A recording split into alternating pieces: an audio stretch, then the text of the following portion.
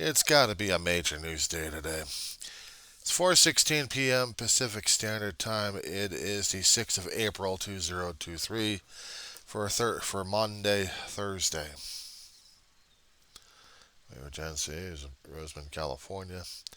Democracy's dying before us. House of Tennessee. They had the a few weeks ago massive shootings again. Took out lives of students and adults. More than one, I'd call it massive. Somebody came in with an AR-15 and did damage, and they shot the guy. The cops did, and that had been called going against transvestites all over the damn place, including Tennessee. People have been trying to protest in the House, Tennessee House of Representatives, and it's been shouted back, and there've been repercussions that three Democrats have faced. Two out of three are getting expelled. One's going to be surviving.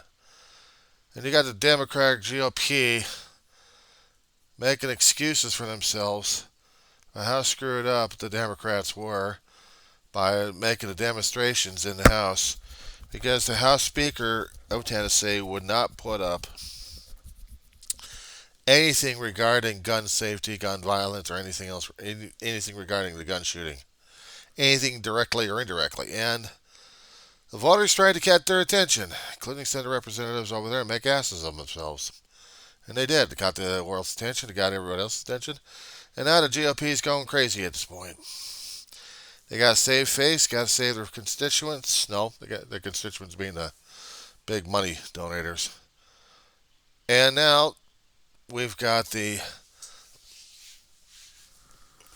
second person about to be expelled, going through the interrogation at this point over here and arguing back and forth across the lines, defending himself in front of the House of Representatives before they vote to get him out. They got a majority in there, the GOP does. The House maggots.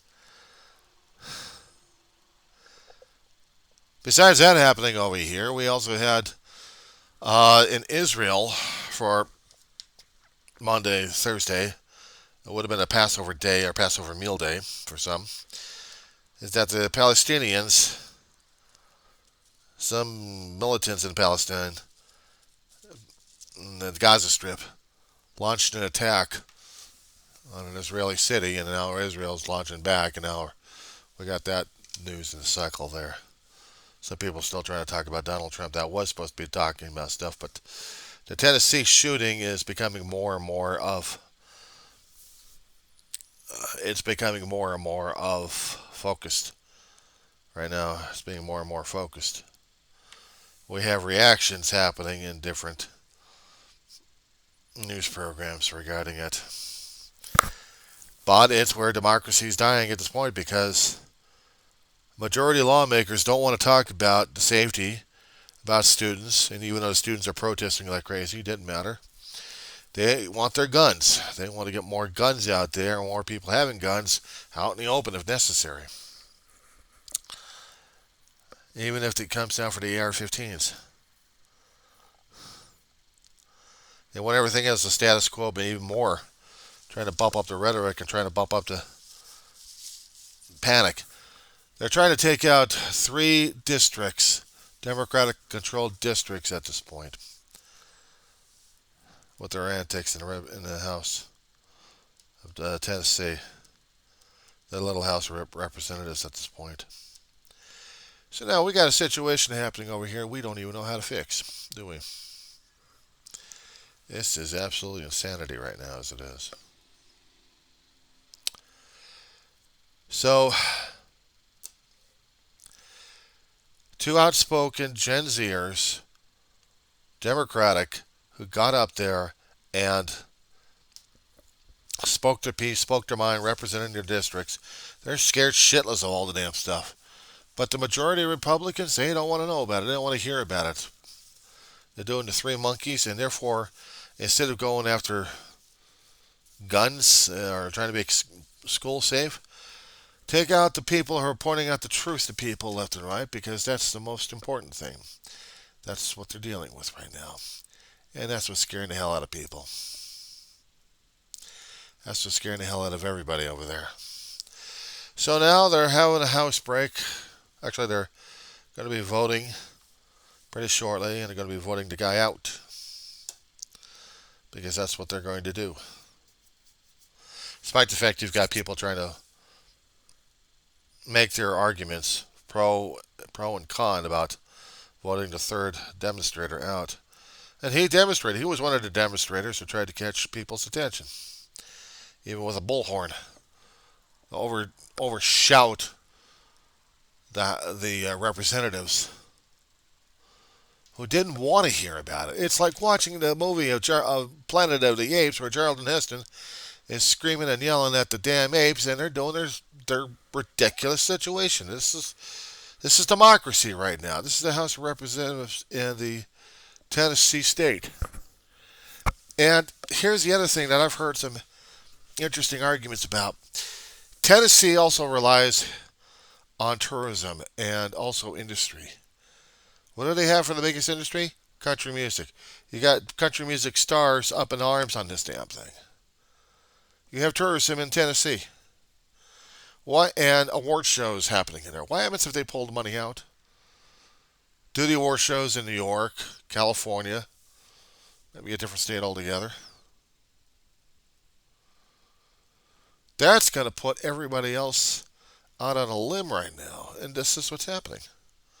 This is what's going on. So while the state assembly, the General Assembly of the Tennessee House is doing this shit, and you're going to be asking me, why is this so important? Keep in mind that we have all over the state, or actually all over the country, different examples popping up here and there that don't make the radar, that don't stay on the mainstream radar. Only you'll find out about it in progressive media, unless of course they're going to be making a big thing about it, and this is a big thing. Because how many states have you known made public of getting rid of their state elected officials? Not many. And there has been one already going through, I don't think it's George Soros, conned his way through a New York district to get into the House of Representatives. Now he's part of the House of Representatives, and he's no longer liked in this district. But they haven't got to the point of doing a special election cycle to get rid of the guy. But he's needed in there for the majority vote for one particular caucus in there in the House of Representatives, even though the Republicans, the maggots, have had a majority vote. McCarthy's era territory needs the majority of the Republican Party. Certain people make a balance in there, and the caucus of McCarthy is one of those.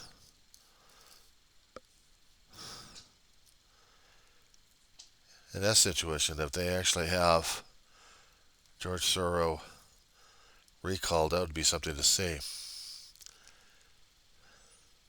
At least democracy would win at this point, and somebody can get in there just by lying and cheating their asses off. But this is a situation here. They're doing the same damn shit with the with the Tennessee House. This is the state of California you're talking about here. What's it got to do with Tennessee? Because we're talking about precedent. We're talking about gerrymandering and talking about redistricting if needed. And these guys will do it. With a majority of Republicans over here, they'll probably wiping out nearly every damn Democratic thing they can just to gerrymander things and make sure that there's a constant majority rule of Republican. They want a conservative, but they're not doing much to conserve and preserve the peace of Tennessee. That means anytime there's going to be more shootings happening in the state of Tennessee, any more death and more bloodshed, they're going to continue to bypass it.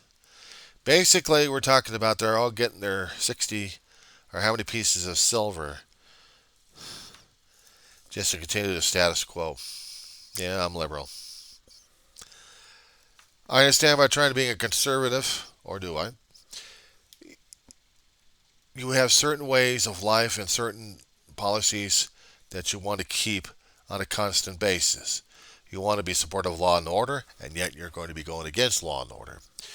You want businesses to thrive, and yet your businesses are going to be harmed because of the stuff that you're doing right now. They want their gun rights. They make sure that the Second Amendment is the primary amendment, and not really for the First Amendment, unless, of course, you're going to be of their kind of clique. And the Tennessee representatives that are trying to make that abundantly clear, the one who survived and the other one who didn't.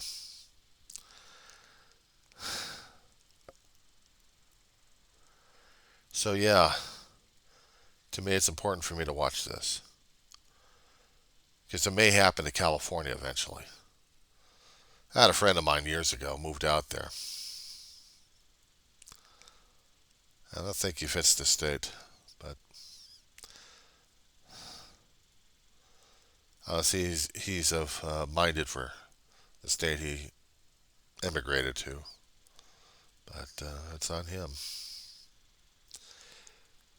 He wasn't conservative either.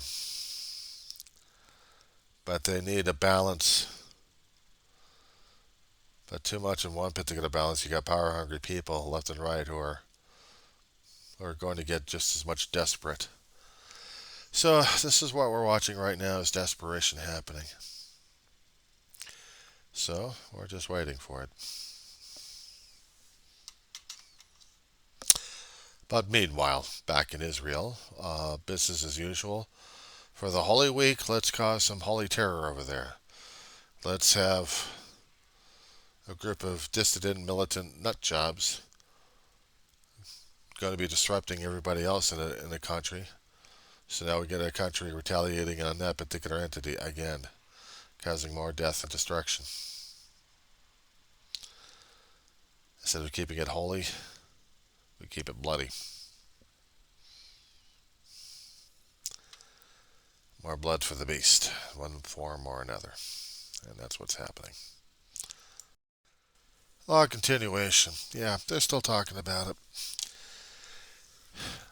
They still haven't heard anything, and this argument's still going back and forth in the State House at this point over here. And from what I was hearing from some of the commentators on one of the major news networks that I watch, I don't do Fox. I don't listen to it. But I'll hear the clips on the progressive media channels on YouTube just to be honest about that one there. When they start talking about things happening in the U.S. U.S. government, I know C-SPAN will have something and I'll be able to watch it in context and get information that way. But when it comes down for state situations like this, it's rare that we're actually seeing something in the state that's happening, unless, of course, it's going to have major national implications.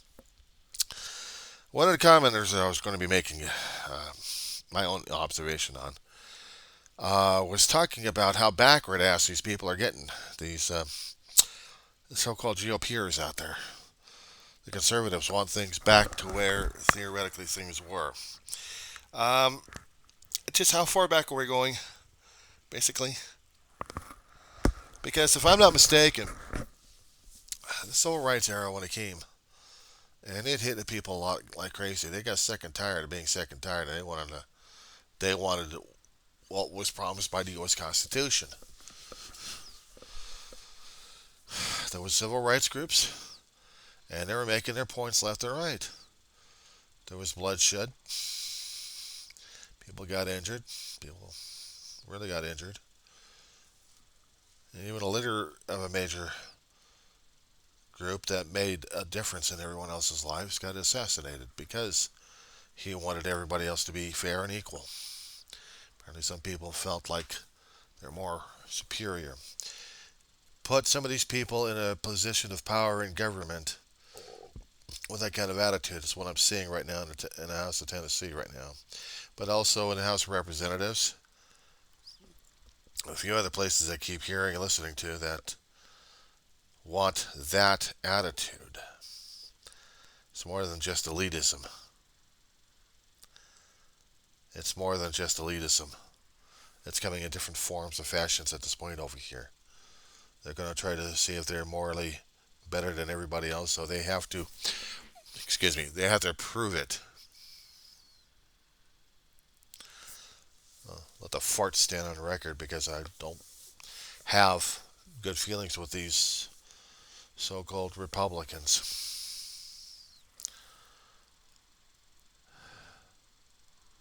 When I hear that some of the news commentators are equating the representatives to be just like every other GOP out there, the people who keep following the Republican and conservative ways for this generation, for this time period.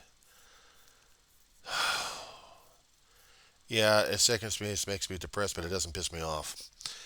But I shouldn't be surprised. I should not be surprised that this stuff is happening at this point over here. This is happening also in my own damn time.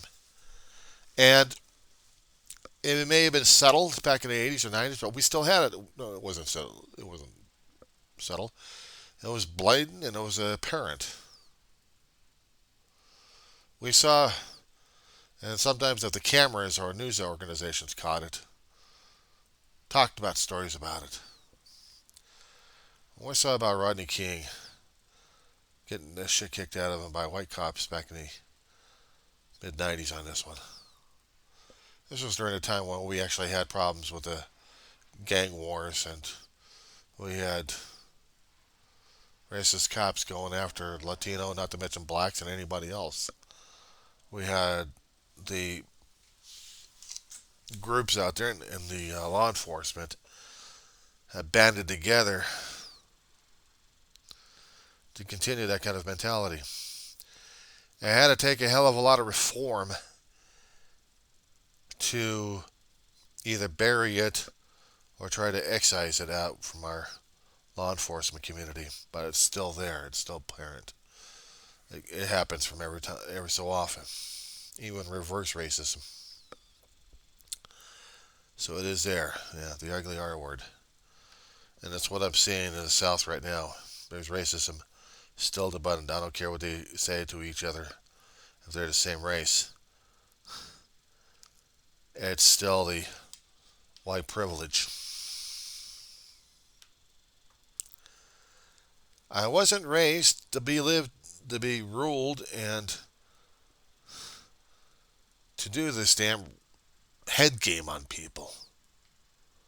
Just because my skin is covered by different melatonin or whatever to make it as is, doesn't make me superior to anybody else. But it's also attitude and how one's raised or one's getting brainwashed into. That's a hell of a lot of anger and hatred to tap into, I tell you that much. You gotta have it your own self for other people to recognize it and tap into it and really make you a royal nutjob like everybody else. That's an observation right there too, because it's also historical. And hysterical, but more historical. It shouldn't be hysterical. It should not be a comedy. It should be a damn shame. But, we got it. We had this damn shit happening for God knows how long we've had as civilizations. We're not talking about just a country of ours. We're talking about civilizations. Ruled by a superior asshole who thinks he's better than anybody else with the biggest fucking ego. And we're constantly seeing it, and we're downplaying it left and right because of our own damn hate games we play and we pretend about. But this shouldn't have to be this way. But it is this way. I'm seeing it, and I'm not quite sure how to handle it. I'm not sure if I want to handle it this way. Because this worries me.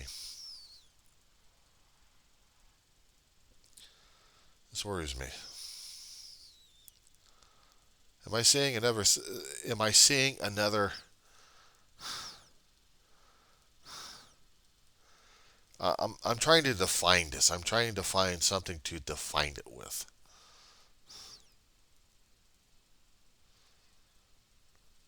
Quite frankly, it's just sad, and that's about it. And I don't have anything else to. I really don't have anything else to say about it except it is what it is. So what do we do? I don't know. I don't know.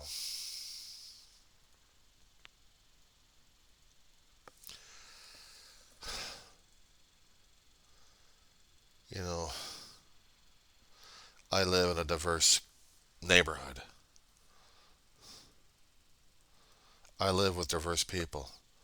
I've also seen it where we've had racism popping up. We've had prejudice happening. We even have gangs coming into our territory, or we actually have them here marking up territory in Roseman. The signs get painted over, but the attitudes are still here. But we're still having these issues right now as it is.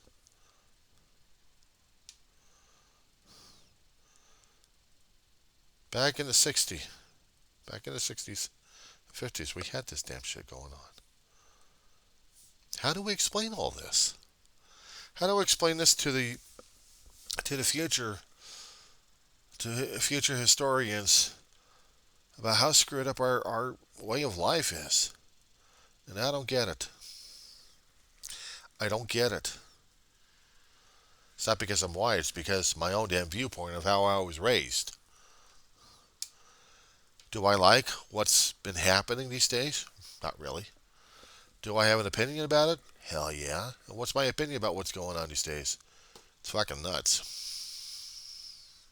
Plain out. Okay, if you're going to be talking about me and my own situation over here. Oh, good lord. Here we go. All right. Was I raised under white privilege and all that kind of crap? Nope. My grandmother had a problem concerning about it, though. My mother tried to stay open-minded as much as possible. My grandmother was a little bit closed-minded on that. She had a problem concerning about other people who couldn't speak English correctly. She had been an English teacher. She had a career of it. Even in one house, one room, teaching. You ever seen Little House on the Prairie? You'd get an idea of what the hell it is. That was her classroom. But they didn't have the school systems we got right now. She was also a school teacher. My grandmother was also musically talented. She could play an instrument. She could play piano and play a horn. I didn't hear her play when I was growing up as a kid because I'd known her as basically in the 60s.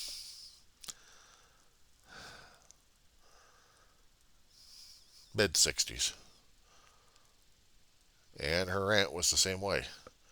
They already had lived their life. They were born in nearly the beginning of the 20th century, a few years apart. Aunt May was the eldest. Grandma was the youngest, about 3 years. Close sisters, very close, like me and my brother. And what's been going on these days? There's memories of them. Actually, I was just going to be checking the news at this point, but I still rather talk about this. I'll put this damn thing down before anything else happens. Okay, so different attitudes, different time periods. I think they were born in Minnesota, in Tinta. Different places, different times, and different ways of dealing with people left and right. Grandma was taught by other people with different attitudes, and she was scholarly. I don't know if she was lettered or not, but she knew grammar, she knew English, and she knew and loved the music of the times. That's where she lived. And as opposed to people with different accents, and different races or different countries may or may not have pissed her off. I don't know. I'm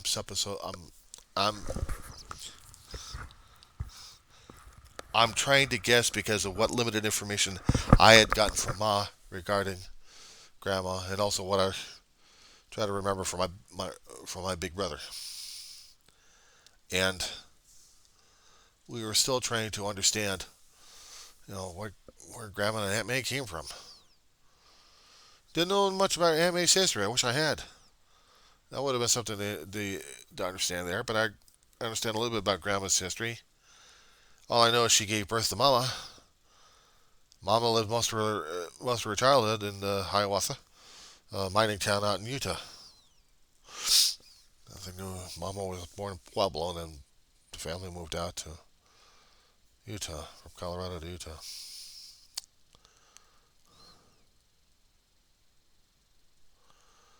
But I never understood Grandma's disappointment, or no, that's not the word. Her attitude towards people with a different language or a different dialect, different accent. If they're speaking in their own language and they're here in the country, my grandmother would go off, say, "Why don't you speak American? Why don't you speak English? This is America. Speak English. This is what we do here." I guess maybe she, in her own way, got sick and tired of being listening to everyone else's accents and languages left and right. That she didn't want to bother to learn. And if she did, she wasn't giving that information or the love of language to anybody, for that matter. I can only assume that she had that kind of tendency going on inside of her. This is going to be a long, lengthy video, so bear me in mind in this one.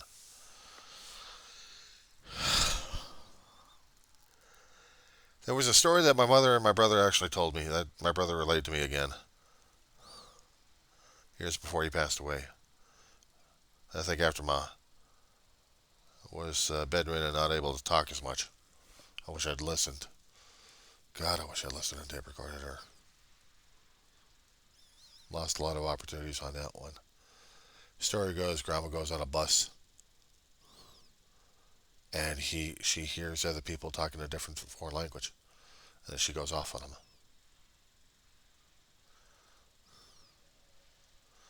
Pissed them off. I don't know what happened afterwards.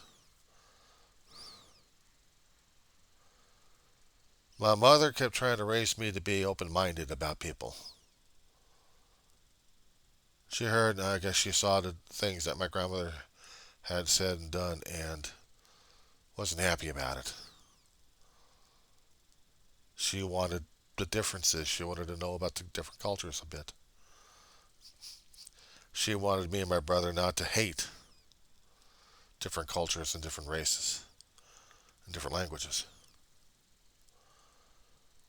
When I was living in North Hollywood, remembering some of this stuff as a kid, we had a racially diverse neighborhood. A lot of different languages, different dialects, different countries. And I would see that in school. And I had friends who were different. Didn't matter who or what they were. I lived in an apartment that was the same way too. And I had friends. On some Saturday mornings, I'd go over to a friend's house just to watch cartoons. Eat cereal with them, watch cartoons. Play in his bedroom a little bit. Sometimes in the afternoon. Before Mom would get home, that'd be my place to hang out for a short time. Lamont, I think the kid's name was.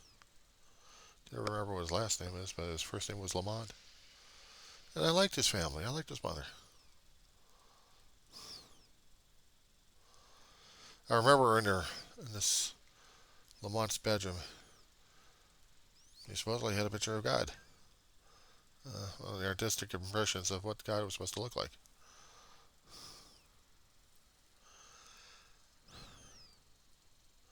A white person. Didn't matter. It was supposed to be God. And I didn't have any problems with him. Got a little older, moved into a different neighborhood, and it was predominantly black, but it was also predominantly Latino. And I heard language, and I heard there's been some white people in there I'd meet in there. Well, it came down to going to the elementary school for about 2.5, nearly 3 years. There's the racial difference right there. Because I would feel it, I would feel the hostility. I started to experience racism there. I spoke about this in my other videos earlier on. I think last year or year before. I had met the time when my family was moving over to from North Hollywood to Arleta. We met a family that became our extended family for decades. Now these days we're just, I don't know, we haven't talked, but everyone's so damn busy with their own damn lives. It's like split apart left and right after our mother died, their mother died, my brother dies. I mean, it's like separate left and right, but nobody keeps track of each other.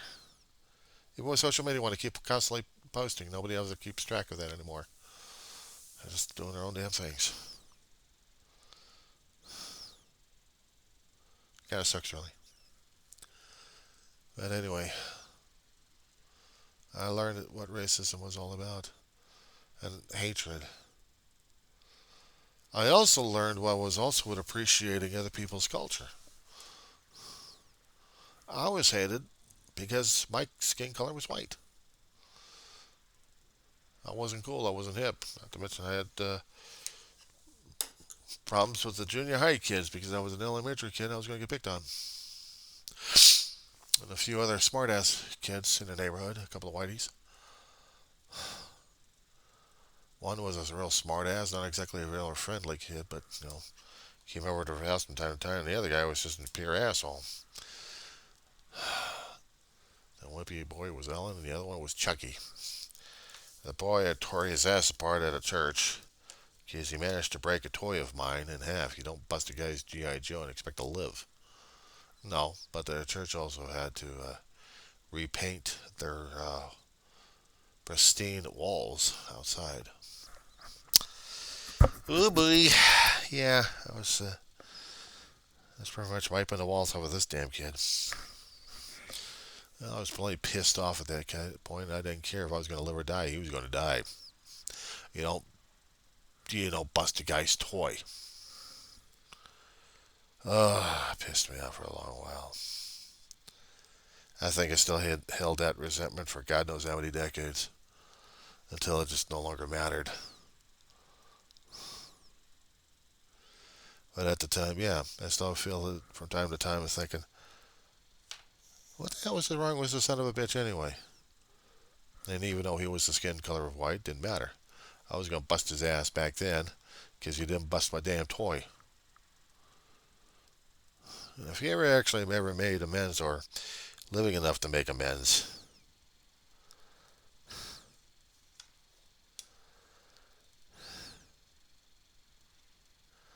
you acknowledge it, you apologize for it, we move on. We deal with our own lives. But we never crossed paths again. No apologies ever came across. So I don't know if the guy is living or dead. Well, missed opportunities, missed regrets. And some things people don't do, other people do. I remember having fights in junior high, but also in elementary school. Elementary school, yeah, about 3 or 4 times since going there. After that, I was glad to get the hell out of there. I got bused to a junior high that It was also racially different, but it was balanced. And the only problem is I had a smart ass white kid I wanted to beat the shit out of sometimes. We became friends after that. But I guess I wasn't feeling all that strong and brave during those days either because I tried to stay the hell away from people left and right, but I managed to be incorporated into a bunch of hodgepodge geeks. Didn't matter who, what we were, what skin color we were, or what race. We were still a bunch of geeks and nerds.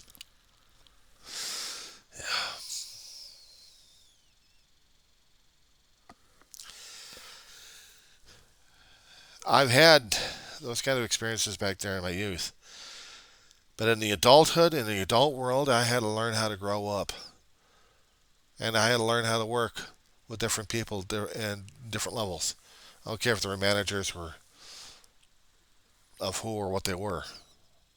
They're managers. I'm low life. I work my way up in the company if I had to. Or just work, period. And just earn a paycheck and just be satisfied about that. I didn't get into the my skin color, my race, my elitism is better than yours. No, because the thing is, I understand from my mom at that point was didn't matter where the hell you're working. You got to get yourself a full-time job. If you're going to stay underneath my roof, you're going to get a full-time job. You're going to pay the rent. Okay. Didn't matter who or where I had to work. I had to be tolerant about anybody and everybody. And I kept that. And I had to keep an open mind about people are different. People are different all around. Why the hell would I be focusing on everybody else who are like hateful and angry at everybody else? I liked them when we had a nice big eclectic group. I learned. I learned. Nothing wrong with that. So what's been happening in the state of in one particular state government here is they're showing their ignorance. Like I've been seeing everywhere else in my lifetime in different forms and fashion, people expressing their ignorance because they want it one way. They want it their way. Nobody else above them. The elitism, the egotistic, the megalomania we got. We want things our way. Otherwise, it's us versus them. And we are better. And the other guy is just schlub. So, that's what I'm saying right now as it is. I had something in my head I was trying to avoid like crazy, but unfortunately, it's still happening right now. That people are still demonstrating on how much of an ignorant asses they can be. It doesn't matter which particular race or creed or religion they are, they're still ignorant asses. And it's still demonstrated. So right now, it's still going on that in the House of Tennessee, it's still being reflected as this. And there's going to be a vote. People standing around one particular guy trying to get his support. And they're doing the vote right now.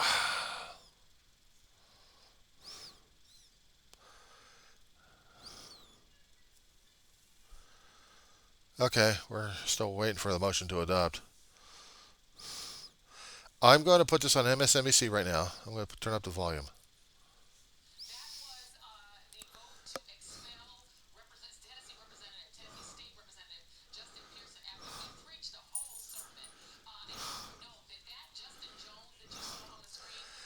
Shit.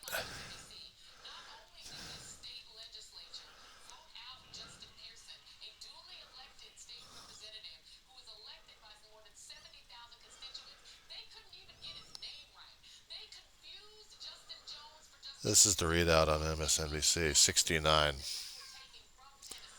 a majority in the House.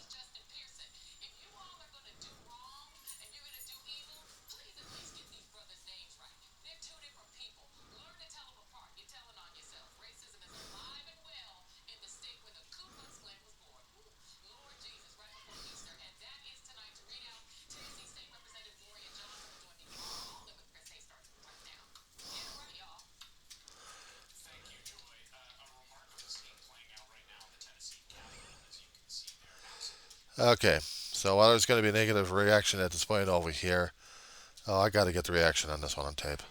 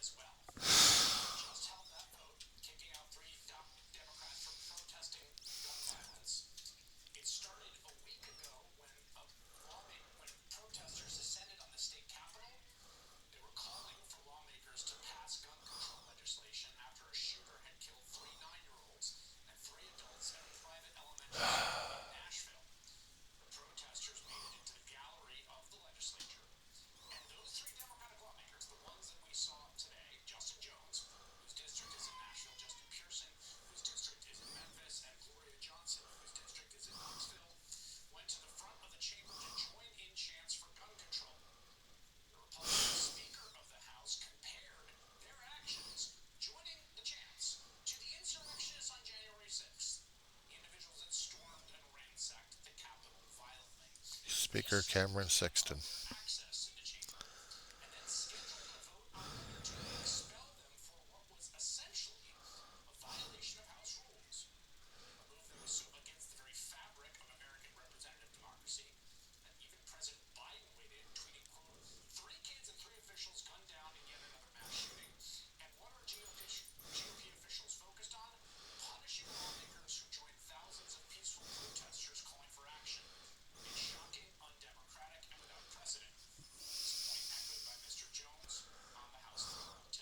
Justin Jones.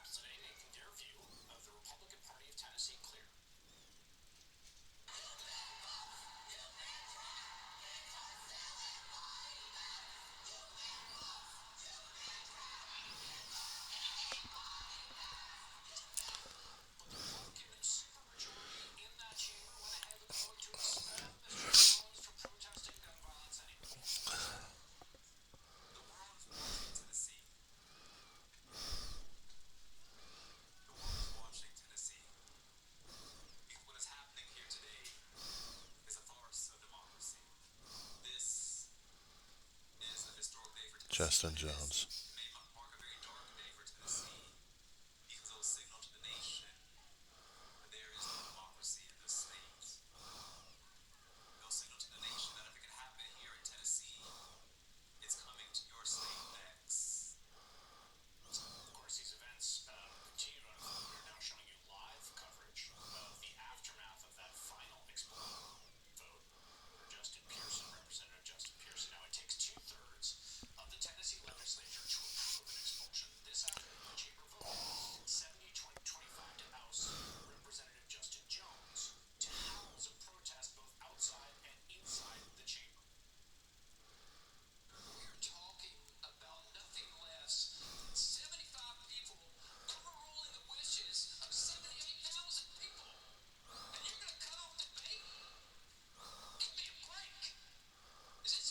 John Ray Clemens, Republican.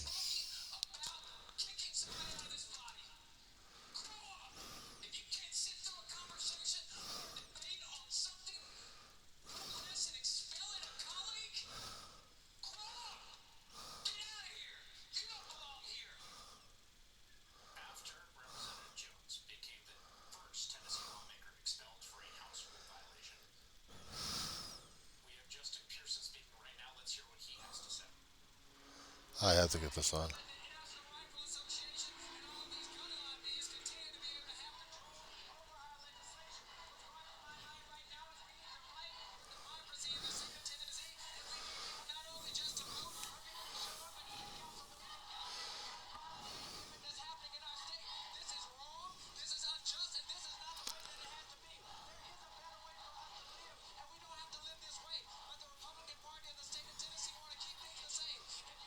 Justin Pearson.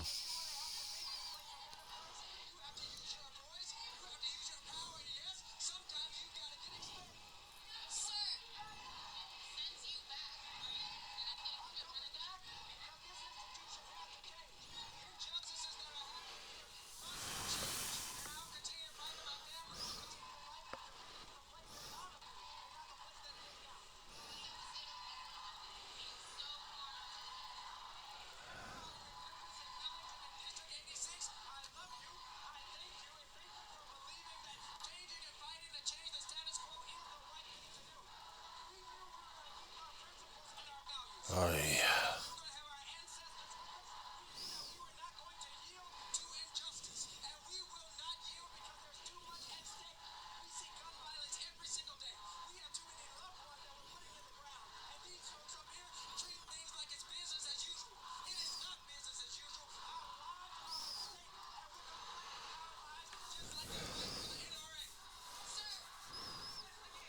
Yeah, that's okay. So right now, the people are protesting like crazy and booing the other people.